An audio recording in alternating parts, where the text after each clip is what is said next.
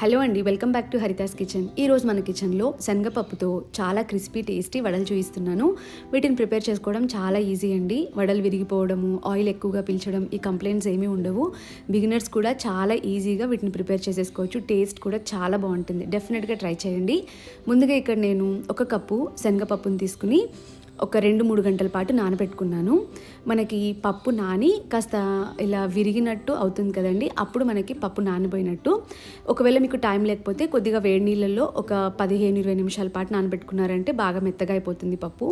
ఇలా నానబెట్టుకున్న పప్పుని ఒక మిక్సీ జార్లో వేసుకునేసి ఒక 3 లేదా 4 పచ్చిమిర్చి, అలాగే ఒక చిన్న ముక్క అల్లం, కొద్దిగా ఉప్పు, అలాగే జీలకర్ర వేసుకునేసి ఫస్ట్ కాస్త బరగ్గా మిక్సీ పట్టుకోవాలి. ముందే మెత్తగా పట్టేసేయకుండా కాస్త బరగ్గా పట్టుకున్న తర్వాత ఇలా పప్పు ఉంది కదండి, కాస్త పెద్ద ముక్కల్లాగా ఉన్నాయి, వీటన్నిటిని ఒక కప్పు పాటు పక్కన పెట్టేసుకోండి. ముందే మొత్తం మెత్తగా మిక్సీ పట్టుకుండి ఇలా బరగ్గా పెట్టిన తర్వాత కొద్దిగా పక్కన పెట్టేసుకునేసి నీళ్ళేమీ యాడ్ చేయకుండా మళ్ళీ ఇలా మెత్తగా మిక్సీ పట్టుకోండి. వాటర్ అన్నది అస్సలు యాడ్ చేయకూడదు. ఓన్లీ పప్పుని మాత్రమే మెత్తగా మిక్సీ పట్టేసుకోవాలి. ఇలా మెత్తగా మిక్సీ పట్టుకున్న పప్పుని ఒక బౌల్లో వేసుకునేసి మనం ముందుగానే బరగ్గా పట్టింది కాస్త పక్కకు పెట్టుకున్నాం కదా, దాన్ని కూడా యాడ్ చేసుకోవాలి. యాడ్ చేసుకున్న తర్వాత ఒక టేబుల్ స్పూన్ దాకా బియ్యం పిండి వేసుకోండి. ఒకవేళ బియ్యం పిండి లేకపోతే స్కిప్ చేసేసేయండి, కొద్దిగా శనగపిండి యాడ్ చేసుకోండి. అలాగే ఇక్కడ నేను 1 కప్పు దాకా ఉల్లికాడలు వేసుకుంటున్నాను. మీరు కావాలంటే ఉల్లిపాయ ముక్కలు కూడా వేసుకోవచ్చు. నేను ఉల్లికాడలు ఇంట్లో ఉన్నప్పుడు శనగపిండితో వేసే వడలు కాకుండా ఇలా శనగపప్పు నానబెట్టి వేస్తాను వడలు, చాలా టేస్టీగా ఉంటాయి. అలాగే కొద్దిగా తరిగిన కొత్తిమీర, కొద్దిగా స్వీట్ కార్న్ యాడ్ చేసుకుంటున్నాను. స్వీట్ కార్న్ కూడా పూర్తిగా ఆప్షనల్ అండి, వేసుకుంటే టేస్ట్ బాగుంటుంది. తర్వాత మొత్తం బాగా కలుపుకోవాలి. ముందుగానే చెప్పినట్టు ఎక్కడ వాటర్ అనేది అస్సలు యాడ్ చేయకూడదు. ఇలా బాగా నొక్కుతూ అన్నీ బాగా కలుపుకున్నారంటే తేమ అంతటికీ పట్టి బాగా పిండి కలిసిపోతుంది. ఇప్పుడు ఇలా బాగా కలుపుకున్న తర్వాత కావాలంటే కొద్దిగా టేస్ట్ ఉప్పు సరిపోయిందో లేదో చూసుకోండి, కొద్దిగా ఉప్పు యాడ్ చేసుకోండి. అలాగే మీకు ఇంకాస్త స్పైసీగా కావాలనుకుంటే కొద్దిగా పచ్చిమిర్చి ముక్కలు కూడా తరిగి వేసుకోండి, బాగుంటుంది.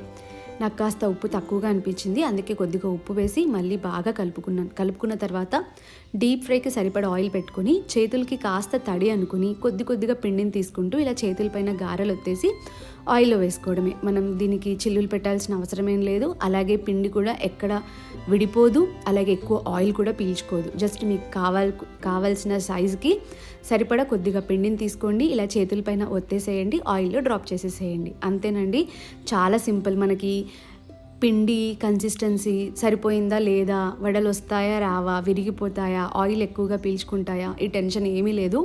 చాలా సింపుల్గా వేసేసుకోవచ్చు. ఆయిల్లో వేసిన తర్వాత వెంటనే కదపకండి. కొద్దిగా ఉడికిన తర్వాత అప్పుడు ఒక గరిటె తీసుకునేసి లేదా ఒక స్పూన్ తీసుకునేసి కాస్త ఇలా కదిలిస్తూ అటు ఇటు టర్న్ చేసుకుంటూ కాస్త లైట్ బ్రౌన్ కలర్ వచ్చేదాకా వేయించుకోండి. ఆయిల్ మరీ ఎక్కువ వేడి చేయకుండా కాస్త మీడియం టు హీట్గా పెట్టుకునేసి వేయించుకోండి పప్పుని.